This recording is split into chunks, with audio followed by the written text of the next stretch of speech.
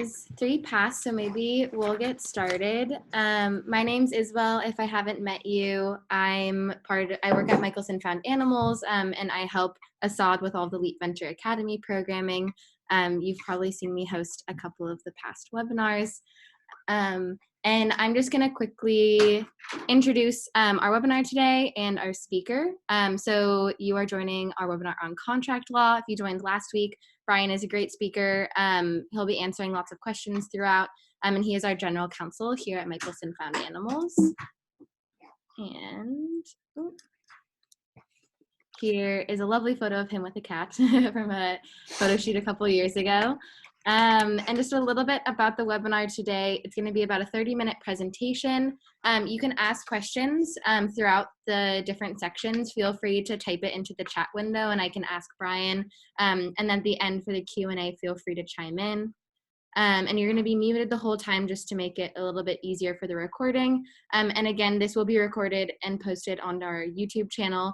I'll post a link in the chat box as well if you want to check out Brian's webinar from last week on labor and employment law. And just a little bit about Leap Ventures.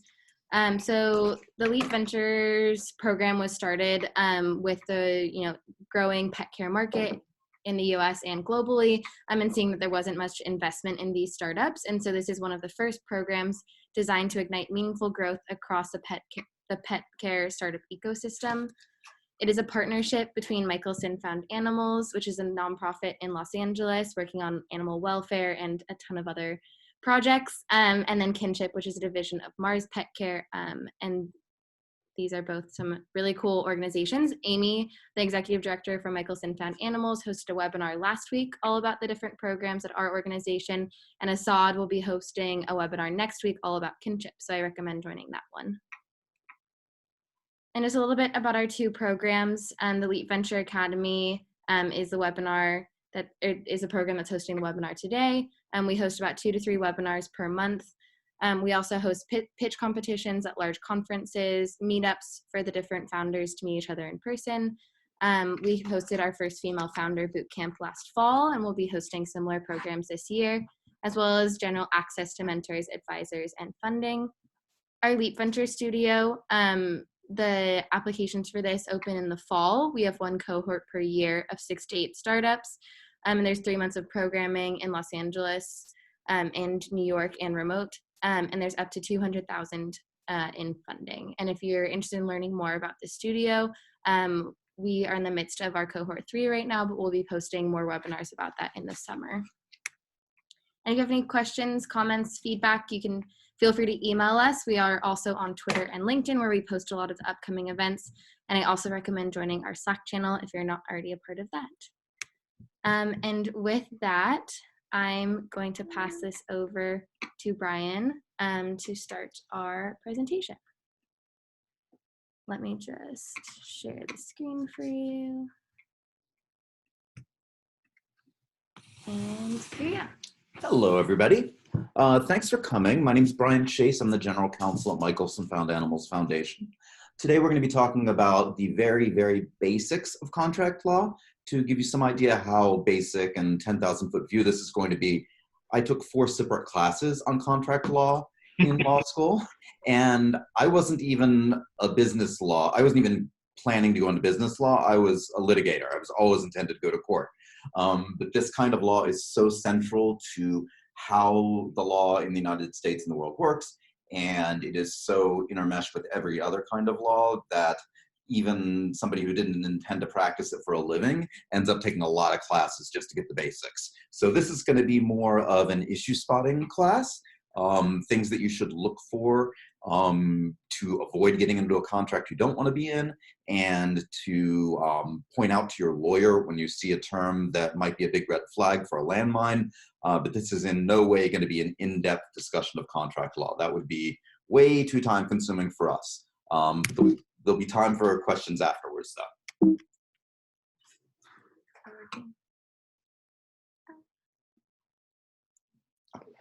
All right, first, very quickly, I want to introduce my dogs because I'm an egomaniac and I like introducing my dogs. The little guy is named Marty. He's named Marty because we found him downtown at the Flower Mart. There's a huge wholesale flower mart in downtown Los Angeles. I went there with my husband. He went in. I couldn't get in because I had the other dog with me on a leash. So I'm standing outside with the Cocker Spaniel. My husband's inside picking up flowers. And this little stray dog, this like crazy little dog runs up. He's obviously like super scared, super skittish, but he made friends with the Cocker Spaniel. And so I kind of got to scoop him up, and he didn't have a tag, and it turns out he didn't have a chip. So I ended up foster failing and keeping him. So his name's Marty because we found him at the flower mart. The other guy we got from a rescue, the Cocker Spaniel, his name's Jimmy Chewbacca. He got his name because I really wanted to name him after a Star Wars character, and my husband really wanted to name him after a fashion designer, so we got Jimmy Chewbacca. All right, first big issue, what is a contract? A contract is basically an agreement between two or more parties that is legally binding on both of them, meaning you can go to court and ask the court to enforce it in some way or another, and we'll talk about what the means of enforcement can be later. A contract, most contracts only require four things. They require an offer, an acceptance, consideration, and mutuality. And I'll explain what all those terms mean, but they're pretty simple. Offer is pretty simple. I will sell you my car for $500. Acceptance, pretty simple. Yes, I will buy your car for $500. Consideration means both sides are agreeing to something. So I'm going to give you $500, you're going to give me the car. That's consideration. And mutuality means both sides have some obligation under the contract. So if I tell my nephew, I'm going to pay for your college, and then, when he turns 17, I decide, hey, my nephew's actually a jerk. I'm not paying for this kid to go to college. That's just a promise. So that's not a contract, except in Louisiana and parts of Europe. But in most of the United States, anywhere that has British law as the basis for their contracting law system, that is not a contract. A gratuitous promise is what that's called. So it's really important when you're entering into business contracts to make sure both sides are giving something, and neither side is giving something aspirational or something that they've already agreed to give you, or something that they might give you, but they might not, because those aren't necessarily real contracts and they can't be enforced in court. One important thing that you have to recognize, though, is courts are not going to let you out of a contract just because it's a stupid contract.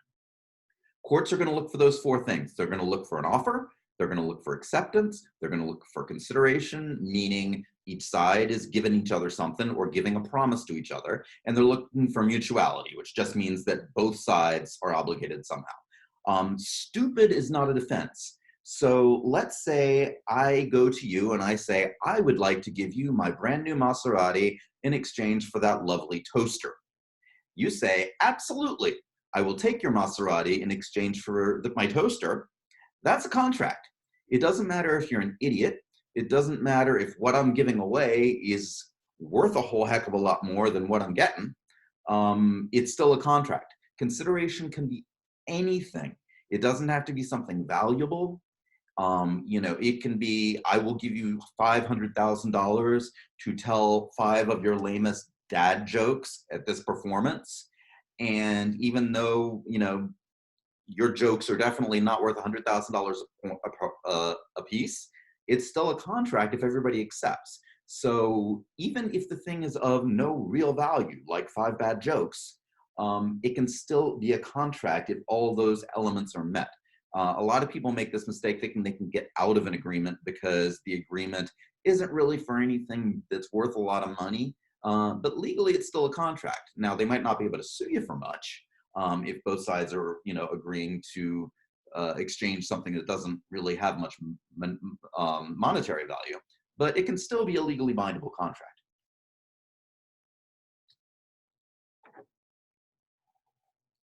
And I want to talk about the contract right here because it's an incredibly stupid contract.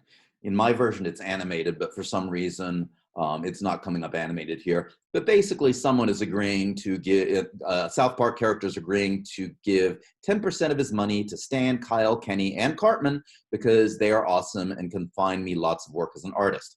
All right, everyone knows that Cartman is not awesome. Everybody knows that Cartman cannot find you lots of work as an artist. But nevertheless, this is a legally enforceable contract. Now, it's a bad contract. It's ambiguous. It doesn't say whether you're giving them 10% of the money they get for your bookings as an artist that they bring you, or 10% of your income for the rest of all eternity, or 10% of the money that you already have. It's really unclear on this point. But the reason I bring this up is because the judge doesn't care. If it has all the elements of a contract, which this does, then the judge is going to enforce it as a contract. And if there are ambiguous provisions in it, then the judge is going to do what he can or she can to figure out what the parties actually meant when they entered into a contract.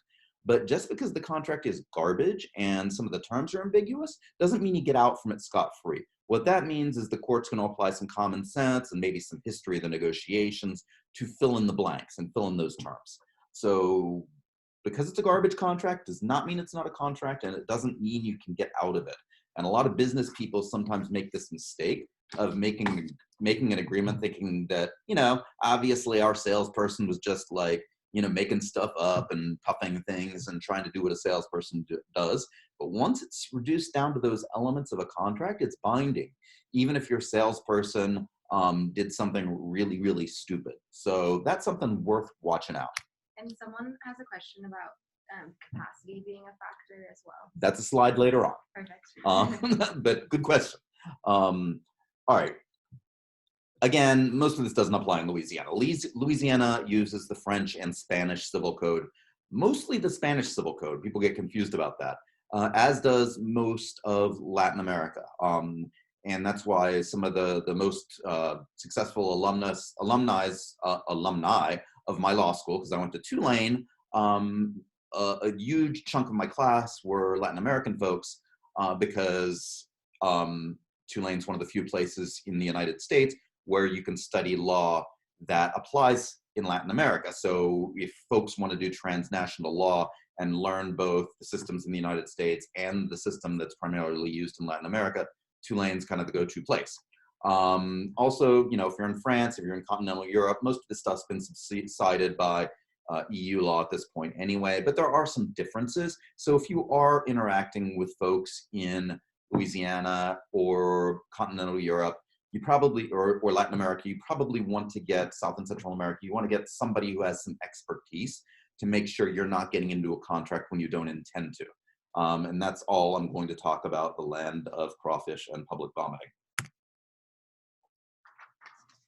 Okay, so now we're going to do a quick lesson in stupid contracts. I don't know if these contracts are big enough on your screens to read, but they are literally the two dumbest purported contracts I've ever seen in my life. And I want to ask all of you, maybe in a raise of hands or online, to just vote on which one you think is dumbest.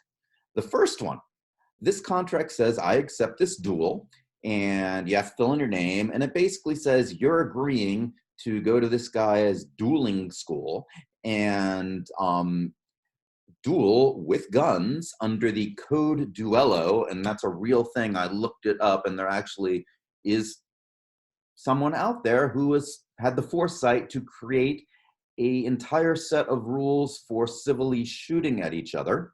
And anyway, so it says, this is a disclaimer, you'll have great bodily harm, you're probably going to die, you might die, and then you're agreeing that you're not going to hold the person who shoots you or the corporation that's hosting this event responsible for your safety, your medical care, your welfare. You're going to hold Tactical Response Inc. completely harmless from any criminal and civil matters that might arise from your acceptance of this duel. All right, so that's contract one, where you're basically agreeing to let this guy shoot at you and saying you release all obligations in connection with him shooting at you. The second one, I'm not sure if you can read the names on here, but it's between three gentlemen, a Mr. Wozniak, a Mr. Jobs, and a Mr. Wayne. These were the three founding partners of Apple. And in this letter, Mr. Wayne says, it's been lovely. I'd like to go home now. and for a fairly small amount of money, I forget exactly, I think it was like $800. Yeah, it was $800. I will surrender my interest in Apple, and you guys will agree to take over any personal guarantees I made for Apple's debts, and see you next week. And it's been lovely. So can I have some opinions about which one of these two agreements is the dumbest contract in the history of stupid contracts?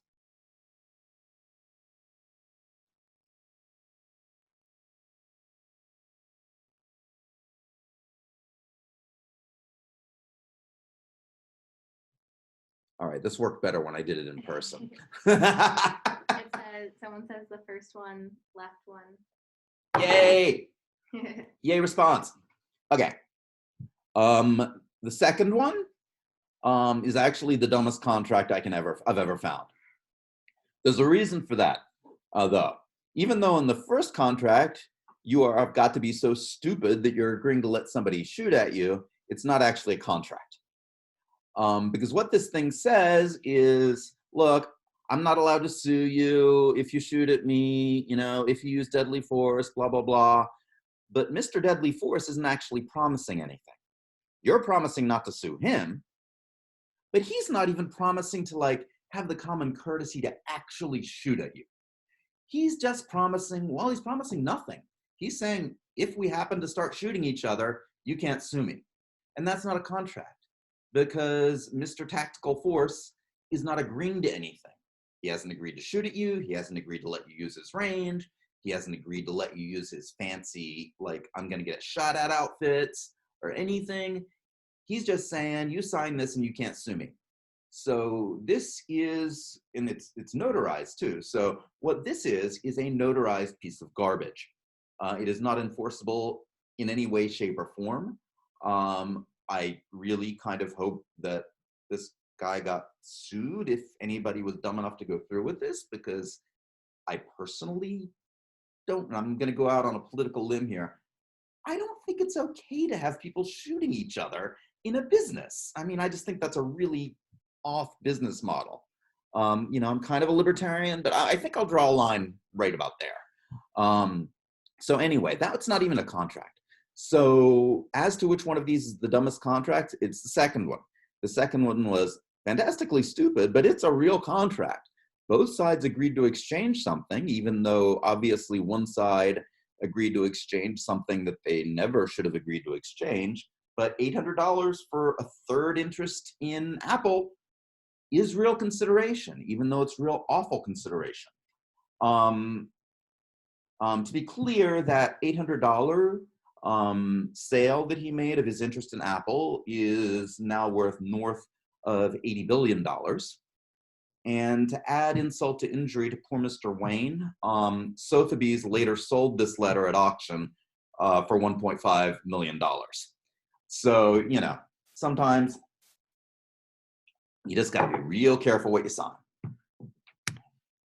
All right, this should be a really quick slide, and I'm actually going to go over a couple of other things real quick. One thing that I learned yesterday, because my husband's smarter than I am, is I should mention assignment of contracts, because that's super important for a startup. If you see a provision governing who you can farm out the work to in a contract, or who the other party can farm out the work to, or more importantly, who you can assign the contract to if control of your business changes, you want to be real careful of those in a startup. Because a lot of times a startup is going to need to farm stuff out to contractors, or a startup might want to get bought. That's the goal of what I think almost all startups. So if you have a contract that says, hey, this contract is null and void if control of your entity changes, and you can't assign this to a new entity, that means that you lose the value of that contract if you're ever bought out by an investor. And for a startup, that can be the kiss of death. So make sure you flag that for your attorneys if you ever see a provision like that in a contract when you're a startup. Also, you want to be super careful as a startup on intellectual property provisions. We don't have time to get into that now. I might actually do an entire other webinar about that eventually, because it is a really big deal. because intellectual property is usually the most valuable thing any startup has. So we might talk about that in the future. But for purposes of this webinar, I just want to say, be real careful around your intellectual property. And that's something where you definitely want to get your lawyer involved, even though your lawyer probably costs a lot of money. All right, next I want to talk about very quickly what a contract is and what a contract is not. A lot of folks think that a contract is a sheet of paper that has a wedding signature by everybody and like maybe a little red like wax seal and some ribbons and stuff. No. It doesn't matter what you call it. It doesn't matter if it says contract at the top of the page or if it says donut on the top of the page. Doesn't make any difference. A contract is a contract is a contract. If you have those elements of a contract that we talked about before, offer, acceptance, consideration, mutuality, you got yourself a contract. You've got to be really careful about it because sometimes an exchange of emails can form a contract. You didn't know you were forming a contract. So you gotta be aware of looking for those elements, even as a non-lawyer. And when something looks kind of like it might be meeting those elements, you want to bring your lawyer in to make sure you haven't inadvertently legally bound yourself to something you don't want to be bound to. This gets really important when it comes to things like terms of service, because almost every website, a lot of outside vendors are going to have something called terms of service. It doesn't say contract, but believe me, whoever wrote that thing thinks it's a contract. And they can be long and they can be painful to read. And sometimes they're not legally binding. A few courts have held, look, this click through is too long. You can't reasonably expect anybody to ever read it. But that's pretty unlikely to happen in a business-to-business context. So you want to be super careful that when you're clicking on I accept these terms and conditions, or even when you go to a website where they've got terms and conditions and terms and conditions say, by using this website, you've agreed to blank. You want to have at least some awareness of that and make sure you're not getting into something you don't want to get into. On a similar note, for the bulk of contracts, a wedding signature is absolutely not necessary. There are some signature requirements for the sale of goods under what's called the Uniform Commercial Code, which is a set of laws that's been adopted in every state except Louisiana that governs the sale of goods in contracts. And that requires signatures sometimes. But what's important is signature is defined very broadly. So under the code, a letter sent on letterhead unsigned is considered a signature because it's got your corporate logo on it. Email sigline, signature, even though it's not a wedding signature. Photocopy of a signature, digital signature, all that stuff. It's all signatures. Generally, unless you're executing a contract with a government entity or you're executing a contract involving real estate, a wedding signature with a pen is not necessary. A signature is just some sort of evidence that you actually agreed to the contract. So be super careful and make sure you don't assume that once you've basically gotten the terms of a deal together and everybody said yes and yes, be real careful about that because it might mean you can't back out later. You don't need to wait until it's inked. You can't necessarily change your mind once everybody has agreed to it. All right, next, our psychic who predicted this issue, and the reason this isn't in the elements of a contract is because sometimes capacity is an element, like mental capacity, you're actually like smart enough or grown up enough or not crazy enough to sign a contract, but sometimes it isn't. But it's always a big issue. So, if you are like blind drunk and you agree to make a really stupid purchase, like an entire video library of Mama's Family, you might be able to argue that you lacked capacity to enter into the contract. You might not. So that's going to be a defense to a contract and not a actual element of whether a contract was formed. If you are obviously without capacity, let's say that a court has said that you have no capacity to take care of your own affairs. Your son has been given a power of attorney and has all of the legal authority that you would normally have, and then you sign a contract anyway, that contract's just going to be void because you have had your legal authority stripped away from you. It's not temporarily gone, like if you're drunk. It's permanently taken away until the court reverses that order. So that would make a contract completely void from the get-go. The third kind of incapacity issue that probably is going to come up for any one of you is with people who are underage. And this varies from state to state, but for the most part, if you sign a contract with a minor, that means the contract is voidable, but not void. Why that's important is it means that the little bugger that you signed the contract with can enforce the contract against you, but you can't enforce it against the little kid unless the little kid agrees to it. So it is very, very important if you are actually, for some reason, getting into contractual obligations with minors to understand that they can usually back out and you can't. All right, next, reasonable reliance. We're gonna do this real quick. So reasonable reliance is a non-contractual doctrine that says that, hey, if y'all are in a situation where you should have known you were going to owe this person some money, then they can still get paid even if you don't meet all the formalities of contract. If you show up at the doctor's office, you don't usually discuss the payment terms beforehand, but he hands you a bill, you're still going to have to pay, even though it didn't necessarily meet the formal elements of a contract because you didn't agree to every line item in the bill. You weren't giving any prior knowledge of it, but you're still under an obligation to pay. So again, this is the elements and nuances of this are too complicated to get into now, but just be aware that you can't call up the plumber and then say, I ain't gonna pay you because we didn't sign a contract after he fixes your toilet. All right, next one, why should I care? Last week, I don't know how many of you were on, we talked about employment law. And I made it very clear that when it comes to employment law, you should always care because employment lawsuits are incredibly expensive. The law is very favorable to employees when they file a lawsuit or even if they file a claim with an administrative agency. And I guarantee you, if an employee has even a fairly garbage-ish case, it's still going to cost you a lot of money to get out from under it. And if an employee has a good case, you are going to be hosed.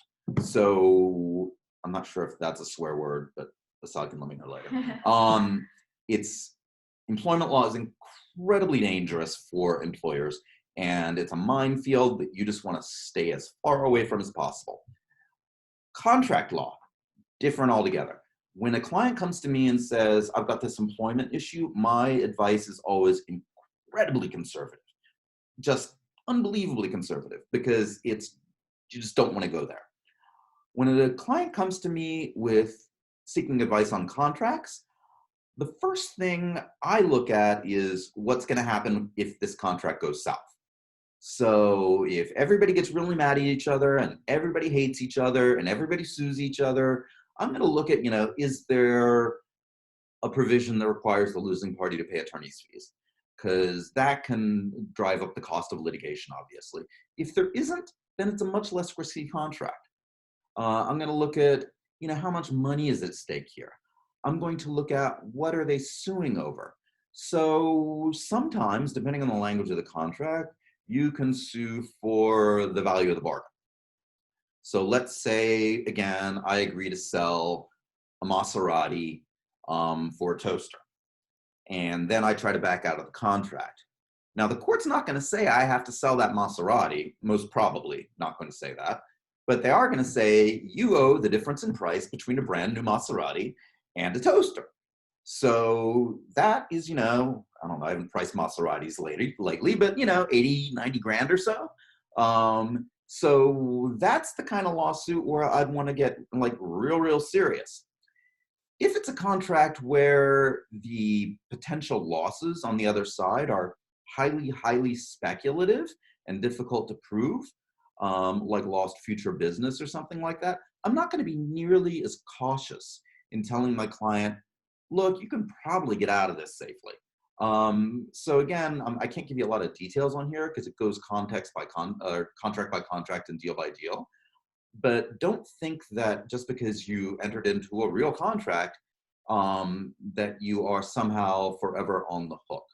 A lot of times you can get out of it without there being a whole lot of fuss. And a lot of times, if the other side's sophisticated, they'll know that, and you can usually negotiate some sort of deal because neither side has a ton of leverage, unlike in the employment law context where the employee has really pretty significant leverage, even if they don't have much of a case. Now, sometimes breaching a contract is going to be the best legal decision. It's not like breaking a criminal law. It's not like violating an employment law. Sometimes you can just easily quantify how much it's going to cost you to get out of this thing, worst case scenario, and make a business decision whether or not you want to get out. There are some situations where that's not the case. There's something called liquidated damages, where basically the parties agree beforehand that it's going to be real hard to figure out what the damages for a breach would be. So we're just going to make up some money that's, some amount of money that is usually ludicrous. Avoid these conditions in a contract if you can, unless the liquidated damages are coming to you and not to the other side. Because usually they are simply put there as a punishment to put a lot of leverage against someone who is probably an unsophisticated negotiator. So if you see anything that says liquidated damages, be super careful. Run it by a lawyer because it's generally a really bad idea.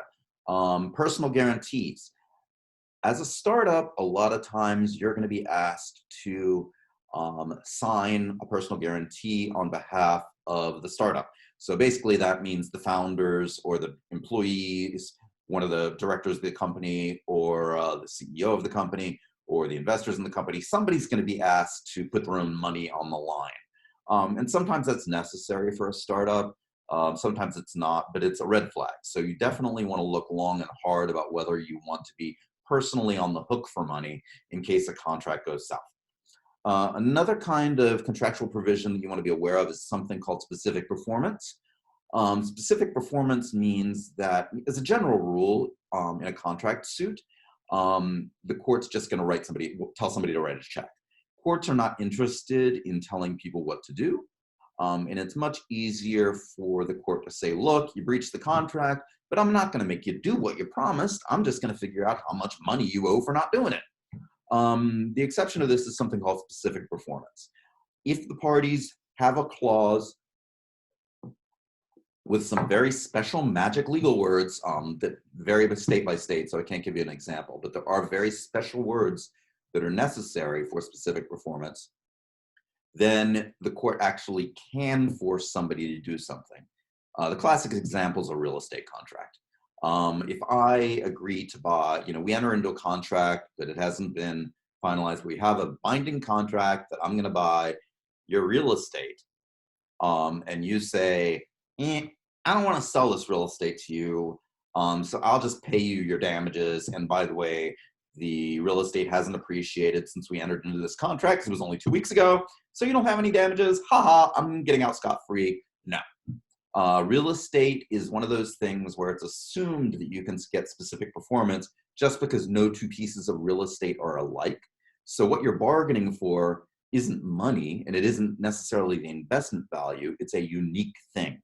And when you are bargaining for a unique thing, like a custom piece of art, like real estate, or like the services of somebody whose services cannot be duplicated. You booked Celine Dion for a concert. How's a court supposed to decide who's just as good as Celine Dion? It's kind of subjective. I mean, I would rather listen to just about anybody else but Celine Dion. But the court's not going to say that, Brian's favorite band is the equivalent of Celine Dion, even though Brian's favorite band is awesome. Brian's favorite band also charges $35 a ticket.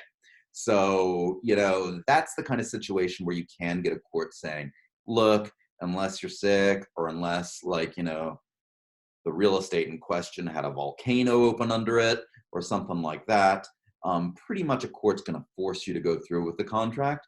In most business dealings, you're not going to be dealing with specific performance. And if you see a specific performance clause in a contract, especially a contract involving purchasing widgets or, performing a certain amount of consulting work or that kind of thing, you want to be really careful because that's the kind of contract that can be legally ugly because the whole mess can't necessarily be resolved by somebody just writing a check.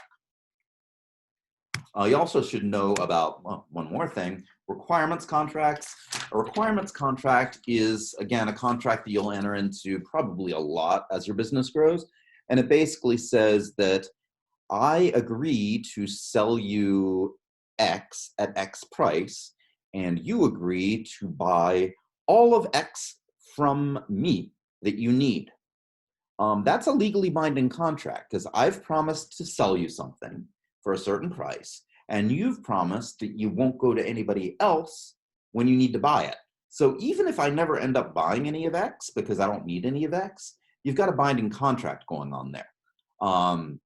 So if you go out and buy from another party, and you spend $100 million on this product because you found it at a slightly better price, then the original contracting party can sue you for a whole bunch of money. So you want to be careful about requirements contracts. Sometimes they're absolutely essential because if you're a startup and you need a guaranteed source of something, a requirements contract can be a really good way to do it. But make sure you understand what you're getting into because a lot of companies use those, especially for less sophisticated or more desperate parties, in order to lock themselves in as your sole supplier for a long, long period of time. This is especially dangerous in commodities markets where the prices are volatile, and you might not want to be stuck at a price that's at the top of the market, or in markets where there's a commoditization factor happening and the price of your stuff you want to buy is probably going to drop really rapidly. Let's say you entered into a requirements contract for solar panels 10 years ago. You're getting a really bad deal because the price of those things has gone, through the basement.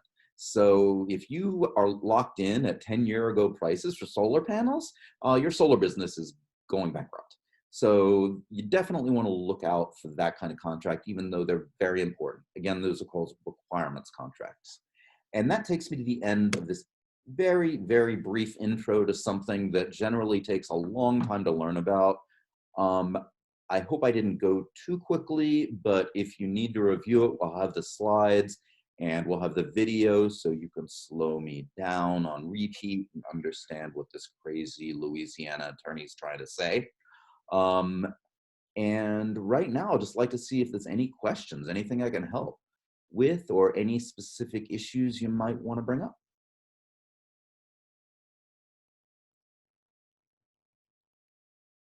Oh, and I see somebody got the right answer on the dumbest question ever. Good job.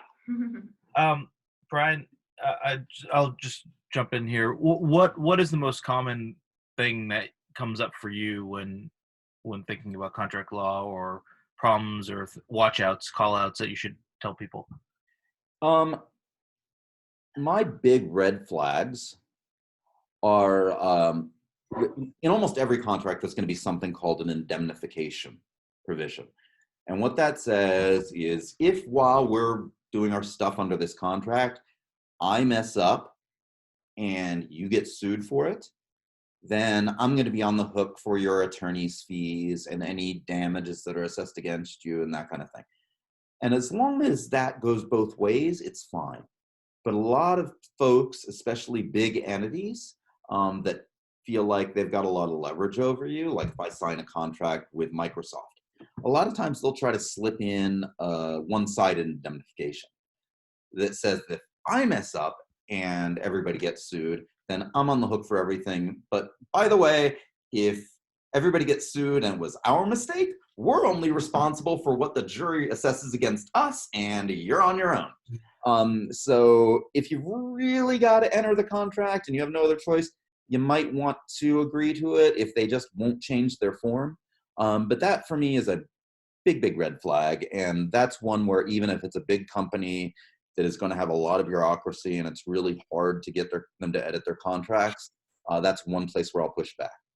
Personal guarantees are an absolute non-starter with me. So if somebody asks our executive director to personally guarantee a contract, my answer is no. If they ask again, my answer is absolutely not. If they ask a third time, it's how many times do I have to say no? Sorry, what is that? A personal guarantee? Can you give me an example of that? Easy example. We rent, we have a storage space. It's public storage, commercial company. Their standard agreement says that if you're a company, you have to have one of the principals of your company go through a credit check and agree to be liable under the contract if the company breaches it. That's normal. If you're a mom and pop company and you're a company like Public Storage, you want to make sure somebody's on the hook for the storage unit. But Found Animals is a several $1 million a year company with our own credit. And just because Public Storage has this form, because 99.9% of their clients are going to be individuals or very small companies, I'm not going to sign that thing. We'll find someplace else to store our stuff. And we got rid of it with them. But that's a classic example of a really huge company that has this on their form, because most of the companies they're going to deal with are mom and pops, and they're cool with requiring them to have a personal guarantee. It doesn't usually come up in big commercial transactions because both parties are pretty sophisticated, and they wouldn't be doing business with each other if they didn't realize, haven't done their diligence and realized, hey, this nonprofit actually has some money. Hey, this for-profit company actually has some money. So I'm really not worried about suing this individual who probably isn't that rich anyway. The deep pocket's going to be the company itself. Cool. Are there any questions? I have another follow-up if that's in terms of like people who can sign the documents, as these companies grow. Sorry. Excellent question. You might. I mean, what are your thoughts on that? Like Danit here on the line. She probably has 25 people that work for her, but I'm guessing that right now only her and her co-founder are the ones that can sign on the dotted line. But as they grow, how does that work? How does that change? And what if one of her employees signed something for her or for the company? What's the implication there? Thank you so much for asking that, because I had meant to mention that at some point and I forgot. And this is one where companies can get into real serious trouble, because the test is whether the other party to the contract, when you're a corporation, this isn't necessarily the case when you're a sole proprietorship or just a normal unincorporated partnership. But if you're an LLC, or if you're an S Corp or a C Corp or any other kind of corporation, the rule is going to be whether the other side was reasonable in believing that the person who signed the contract could sign the contract. Which is one good reason you want to be really careful with what job titles you give people. I know sometimes startups, and I do this myself because in nonprofits it's rampant, you want to give people a great job title because you can't give them a great salary. It's just the truth. But one place where that can come up and bite you is if you give somebody such a grandiose job title that anybody out there can reasonably think they can sign a contract. So what you need to do to protect yourself is have a very clear internal written policy that employees, this person can sign a contract, this person can sign a contract, nobody else can sign a contract unless expressly authorized to sign that specific contract by the ED or the CEO or the president or whoever you decide. But you want to make it crystal clear in your employment policies. And you also want to say employees can be disciplined up to and including termination for violating this policy. Now, this doesn't necessarily get you out of a contract that somebody signed. If you have somebody whose job title is Chief Contracting Officer, and their job is actually an admin job where they're supposed to keep track of contracts and make sure they get paid, but they've got that fancy title, and they go out and sign a contract, the other side can probably say, look, you're Chief Contracting Officer. I could reasonably expect that they had the authority to sign a contract. And then you're kind of, stuck with it. So you want to have the policy in place, and you want to make sure that people's titles are aligned, or that people who shouldn't be signing contracts understand that, and they communicate that to parties that they're negotiating with from the get-go. So salespeople are notorious for making promises that they don't necessarily have the authority to follow up with. And we love them. We can't live without them. And lawyers, we love salespeople because they keep money coming in. But lawyers frustrate salespeople, and salespeople frustrate lawyers because of this very element. Their job is to go out there and pitch and promise and get the deal done. And our job is to say, whoa, whoa, whoa, whoa, whoa. So you got to make sure that your sales associates have job titles that don't in any way suggest that they can sign a contract. And when they're engaging in negotiations, make sure that they understand they should be letting the other party know that they should be using phrases like, look, I think I can get you this. I need to get back to my boss, but this sounds like it could be a deal. So they can use, all of their magic powers and be as enthusiastic and positive as possible while still keeping you from getting hooked legally, and making sure that the higher-ups have the last decision. Very nice. Anything else? Go ahead. I have a quick question. Can you speak a little bit to non-competes as it pertains to employee agreements? Because I've heard both. Obviously, they need to be there, but I've also heard that they don't really do much at the end of the day, because obviously people need to be able to get another job within their same fields after they leave. But thoughts? Well, I didn't include that in very general. I know it's a very general law, because that kind of requires its own separate hour-long presentation. But on the very, very short side, this is an area of law that varies dramatically from state to state. And we talked about that issue about specific performance earlier, where courts will only force somebody to do something or not to do something under certain circumstances. And this is one of those kinds of contractual agreements that would require a specific performance. Because if you want to make sure a former employee can't work for your competitors, it's not going to be good enough that you try to get money damages, because who knows what a breach of that contract is going to be worth. You've got to get specific performance. So that's a hurdle that an employer has to get over just from the get-go in any state. Any non-compete is going to have to line up with what that state's requirements for a specific performance are. But even beyond that, most states by statute limit non-compete clauses. In California, basically there's no such thing. I mean, you can put it in there if you want, but generally forget about it. You can put in, it's much better in California to put in language about what the entity, what the corporation owns, and what the employee doesn't own, to make sure he can't go off with client lists and stuff like that he or she generated, on corporate time, because that's much more likely to get enforced in California. But if you just say you can't go work for our competitors, and it's a really bad idea. Like some of the biggest, most prestigious entities, the richest entities in Silicon Valley, tried to get away with this. And even with their legions of attorneys, they haven't been able to do much in California. Both the courts and the legislature said you can't do it. In contrast, some states like Florida, and I'm licensed in Florida, so I can talk about Florida law in a little detail, have a much more business-friendly view towards non-competes.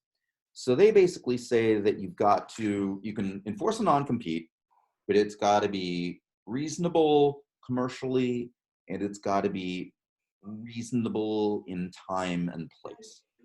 So in Florida, you can't have a contract that says you can never work for any of our competitors forever anywhere in the world, because that would be unreasonable. Generally in Florida, you can require a non-compete if it's for less than, depending on a ballpark figure, of about 3 years. If it's in an area of a county or two, unless your business is statewide and you can actually prove that you really, really need to have it be statewide, but the burden's going to be on the employer to prove that. But the presumption is that if it's a county or two, then it's enforceable. And the third thing is it has to be commercially reasonable. So if you're trying to get all of your assembly line workers, or if you have a chain of grocery stores and you're trying to get all your checkout people or your stockers to sign non-compete, stockers like the people who put stuff on the shelves, not people who follow around celebrities, no court's going to enforce that, even in Florida. So if you're trying to lock in all of your hourly low-level employees just to try to curb turnover and to make their lives miserable, that's not going to get enforced anywhere. If you're trying to lock your coders in, if your coders are in Tennessee, or your developers, you might have a good shot of it. If your developers are in California, pretty much forget about it. And another thing to look out on that issue is a lot of Silicon Valley firms got into trouble because they had gentlemen's agreements not to poach each other's employees. And that kind of agreement's illegal for an entirely different set of reasons that I can't get into here. Anything else? Oh, I have another. Oh, sorry. Did anybody else have a question? I don't want to hog the conversation, but so, my question is about non-disclosure agreements, and I think that a lot of times startups will want to put one in place, or someone asks them to put one in place, or especially from a big corporation on down or whatever. Any call outs on that? Nope, go nuts. You want to make sure you've got the magic words for that jurisdiction specific performance language. And this is one case where you might want to put in liquidated damage provisions, because basically what you want to say is that both parties agree that if you spill our trade secrets or reveal our financials when you're not supposed to, that there's no way we can figure out what the real damages are going to be to our company. There's no way experts or a court can figure out what ultimate damage this is going to do, so we can't really reduce it to a number. So A, we both agree that a court can issue an order saying, shut up and do everything you possibly can to get back the confidential information that you disclosed. And B, both parties agree that spilling the beans is worth, some number that is outrageous, but not so outrageous that the court's going to say it's a constitutional violation. So, you put in 500 grand, court might just enforce that. $1 million, depending on what type of employee and what type of information they had access to. They might enforce that. So you don't want to go full Dr. Evil and say, $10 billion. But you want to put in a reasonable amount of money that's going to be a serious detriment to anybody spilling confidential information. Because anything else is probably not going to be adequate to your need to preserve secrecy. And you want to make sure an individual state lawyer goes over that language, because it's a minefield. That's most of the time, like, a contract's just going to be like, look, it's pretty obvious you agreed to do this and you agreed to do this. And if there's some ambiguity to it, we'll figure it out. We'll arrive at something reasonable and the court's going to enforce it anyway. When it comes to non-competes or non-disclosures, you've got to follow some very specific magic words. Otherwise, the court might throw it out altogether. I'm just going to add something to that, and that is a lot of times for startups, they want investors or people, from our side to sign on disclosures. I would hesitate for you guys to request that of people, but generally investors or people don't sign those because they just see a lot of stuff until it gets to a point where they're ready to make an investment or some sort of other partnership. And I think my advice is just don't share things that you don't want to be out there in the public. I think, if you have a deck of some sort and you shared it with one person, assume that it's shared with the world. Yeah. And remember, you still have your intellectual property in that deck. So if things really get out of hand, even without a non-disclosure, you can probably claw it back. Agreed. Great. Well, we're almost out of time. So I want to thank Brian for both of the webinars he's hosted. I think this has been super informative. We're going to have both of them up on the YouTube channel. We've already gotten a lot of views on the labor and employment law one. So thank you to Brian. If you have any other questions, you can reach out to me or Assad. And thanks for joining. Thanks, everybody. Thank you.